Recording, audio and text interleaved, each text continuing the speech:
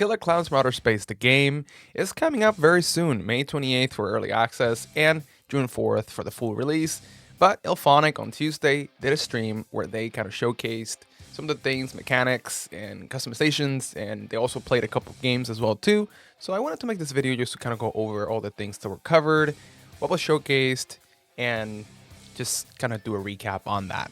So let's just jump right into it. I divided it into general, humans, clowns, and customization. So kind of we can go through that because the stream kind of went all over the place. We were just playing and talking. So I wanted to make it a little easier for all of you to kind of have a better idea of what we know and what we don't, and kind of speculate from there, or you can just comment down below. But first up is general. So general stuff, right? Stuff that affects both sides. Each match will have a 15-minute timer with the possibilities for the clowns to trigger an early clown apocalypse.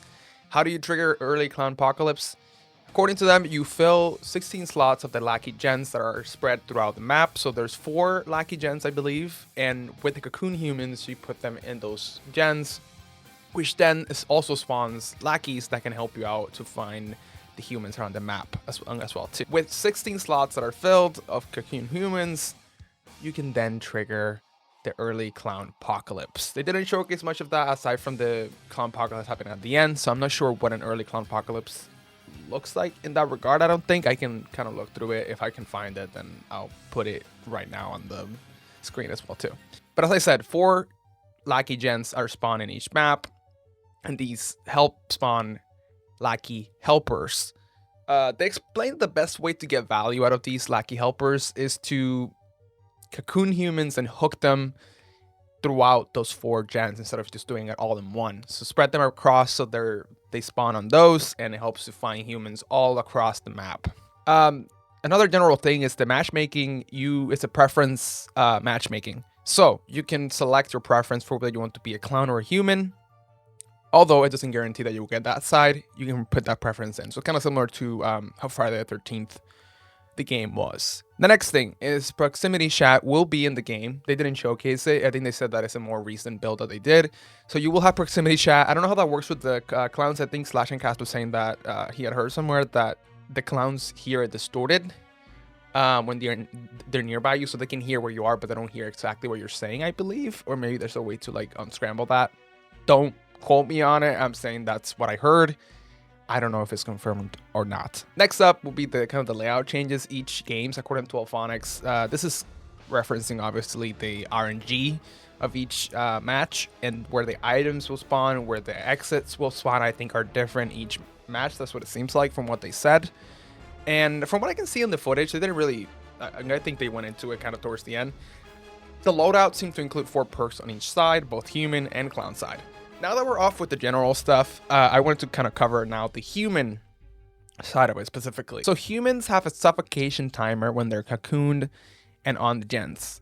This means that you can escape either with the help of another human who has a sharp object, or you yourself, if you had a sharp object before you got cocooned, you can make your way out of it. But there's a timer. They didn't specify how long the timer is, but I guess you can suffocate inside of that cocoon if you don't get out in time, or someone doesn't rescue you in time. As a human, you can obviously die, and you only have one ability to respawn, and that's through the resurrection machine, which can only be used once. I can't remember if it's once per human or once in total, so I guess you have to be careful how you use that machine as well too.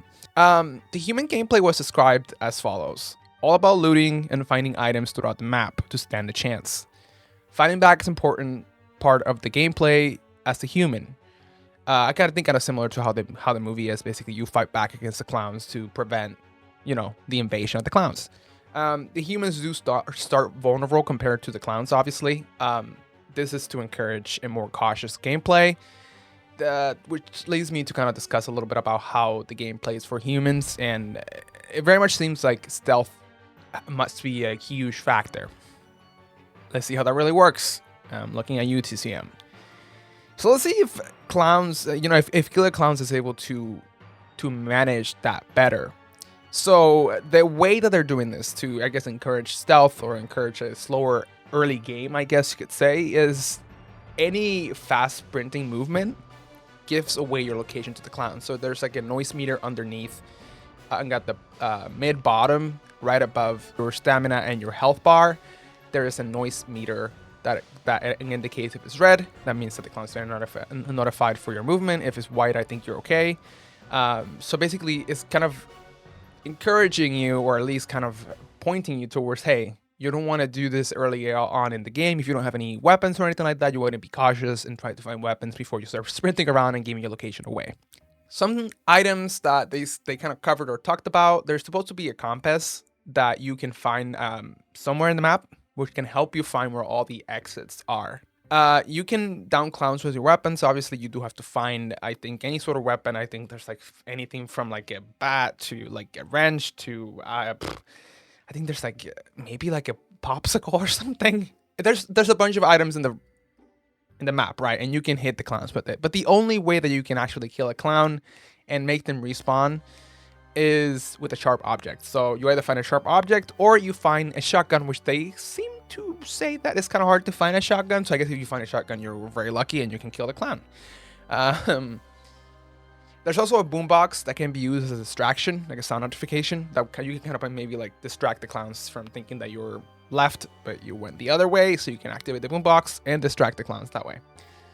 For what I could see on the HUD itself, I don't know if this changed or not. Obviously, this is an earlier build. Humans can only carry 4 items. I could be wrong. Maybe there's more items than that, or maybe they changed it. So that's just what I saw. That's it for that. There's a fatality moment for humans. Like you can just get killed. Obviously, you don't have to get cocooned. If you get killed, there's a fatality moment for you, and it showcases the screen. I think they showed it in one of the videos.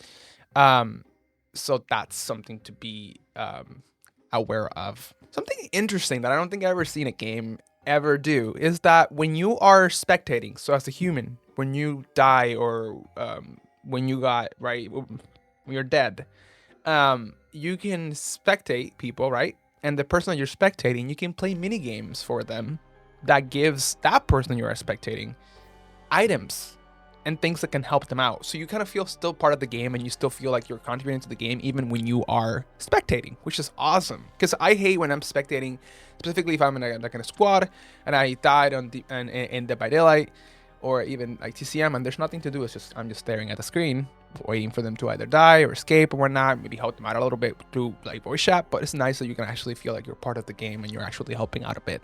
The next up is escapes. According to them, the escapes are, each escape has nuance, and basically like the bridge can collapse, right? The portal only allows for 2 people and a small window for, I believe the 4th person, or maybe it's just 3 people in total. The boat only holds 3 people, but you can choose to just leave by yourself if you got all the items, which I think is just a fuse box, a little spark plug, and the gasoline tank for that. For the bridge, I believe you have to break a gate, and then there's a bridge key to get out. So there's like, you have to bring like a bigger item, I think. And then there's the bunker, obviously, which I know for a fact is a 15-second escape window, I think. And there's only 3 people that can escape through there. So there's always going to be one that won't be able to escape through most of the exits. Or at least like it makes it very hard. And then the final escape as a final attempt to escape is the ice cream truck, which comes out, I think, the last 30 seconds of when the clown apocalypse is about to hit. So you have a very small window in between that to get into that truck and then make your escape through that truck. All right, now the clowns. You start the match obviously with weapons, and it seems that you have to build up your teleporting ability, which allows you to jump and to go anywhere in the map, similar to how the Jason, I guess, like ability worked in Predator Chain, but you would like, you know, you could teleport in front of someone or go move somewhere in the map, which makes a nice traversal. They didn't explain how you get to that point. Obviously, you don't have that ability right from the get-go, because that would be extremely OP.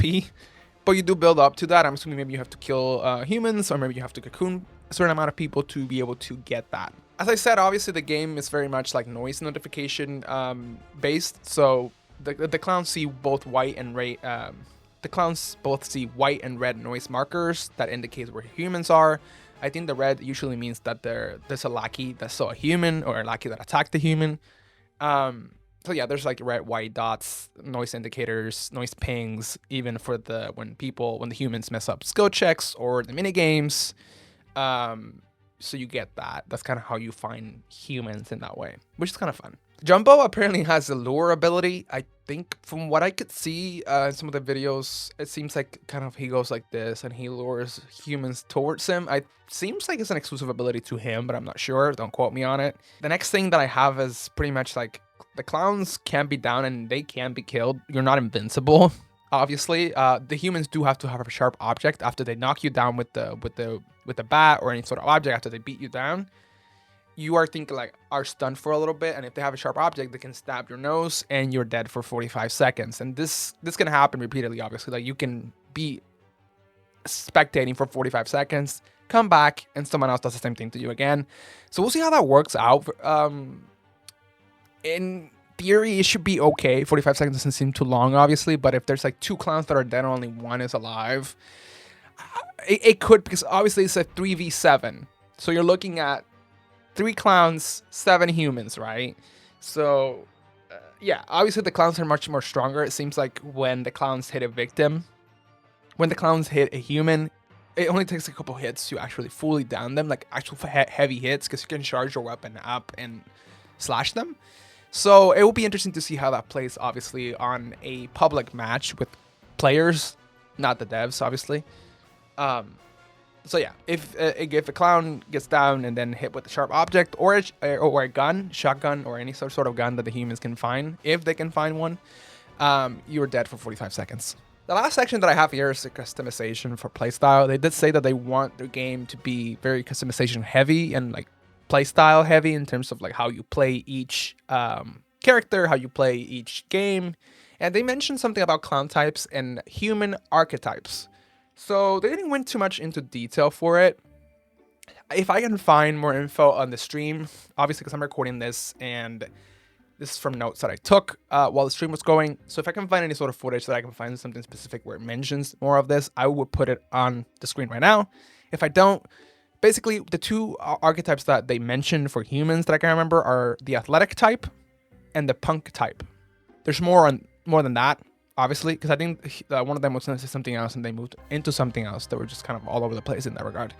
But yeah, you will have different archetypes and clown types that each don't have a different, I guess, play style. So it kind of allows you for customization and how you play each character. And each character, I think, has like different abilities, obviously, and stuff like that. But it does open doors for like how you play each character, and each character can be unique to you and how you like to play. Maybe if you're more stealthy, maybe if you're more like aggressive play style. If you're more of like someone who likes to run or keep him busy and whatnot, I'm sure you can do that. There's going to be a lot of progression, obviously. So like loadouts unlock after time, and progression happens throughout, you playing matches. And that's along with emotes as well too. They're going to be included in the game as well too. I think they said communication emotes and other types of emotes. We'll see how that works. I'm assuming kind of similar to Friday the 13th. I'm hoping. Loadout presets seem to be a go from the beginning. Seem maybe a couple of loadouts presets that you can have. And you can select your archetypes, types, kind of classes, I guess. They kind of called it classes, if you will. They also mentioned that some cosmetics can be unlocked and are tied to certain progression, I guess, milestones or how you play.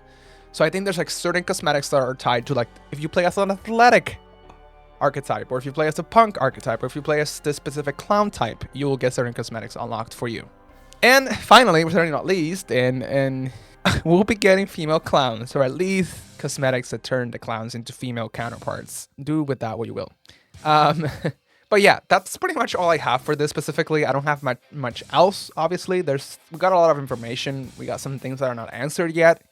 I'm hoping we get more stuff leading up to the advanced access. That's what they're calling it. For May 28th, which I will have that. So I will be playing on May 28th, hopefully. I'm hoping to play that day and that week. And yeah, it's coming fully on June 4th. That's pretty much all I have for today's video. Yeah, I hope you found this video helpful. And if you did, make sure to, subscribe. The notifications set to all so you get notified when new things come up for Killer Klowns, TCM, and Dead by Daylight. Those are the games that I'm going to be playing probably in the next couple months on a frequent and recurrent basis.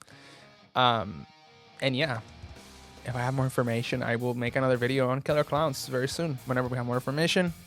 But until then, I am very excited for this game, and I hope that, it lives to the expectations and it can be a fun game to play on the channel and a fun game to just play in general. But I'll catch you on the next one. Bye-bye.